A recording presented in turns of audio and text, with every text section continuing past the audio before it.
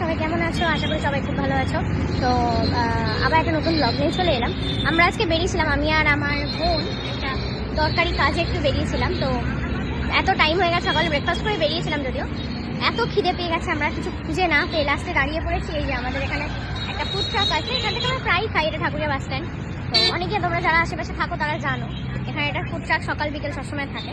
তো ঠিক করলাম যে এটা ফ্রাইড মোমো না, স্টিম মোমো খাবো। ঠিক আছে, প্রথম ফ্রাইড মোমো ভেবেছিলাম, ভেবে এখন মনে হচ্ছে না, ফ্রাইড খাওয়াটা ঠিক না, স্টিম মোমো খাবো। খেয়ে এবার তারপরে যাবো বাড়ির দিকে। এই মোমোটা দেবে দেবে করছে, এখনো অব্দি স্টিম হচ্ছে, এখনো হয়নি ভালো করে। তো পেট ভীষণ ডাকছে খিদেতে। তো আমাদেরটা মনে হচ্ছে এবার দেবে, পেতে পারি, আমরা আশা রাখছি। এই আমাদের মোমো আমাদের কাছে আসবে আসবে করছে, তুলছে মোমো দাদা। তো এখানে মোমো মানে খারাপ খেতে না, ভালোই খেতে, আমরা প্রায় ট্রাই করি।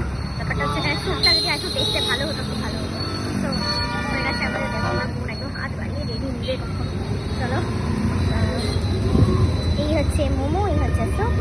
ভালো, আমি বেশ সাইজে ভালো হলো মোমোটা। চলো খেয়ে দেখি কেমন আজকের মোমোটা বানিয়েছে। প্রচুর গরম, ইনি অনেক চেষ্টা করছেন হাত দিয়ে খাবার, কিন্তু খেতে পাচ্ছেন না, এটাই দুঃখ। একদম জাস্ট তৈরি করেই দিয়েছে জিনিসটা, দেখতেই পাচ্ছ তোমরা। খাওয়ার প্রচুর চেষ্টা করছে একজন, কিন্তু খেতে পাচ্ছে না, একদম গরম। তুই একটু রয়ে সয়ে আস্তে ধীরে খা, কেউ নেবে না তোরটা, আস্তে খা আস্তে খা।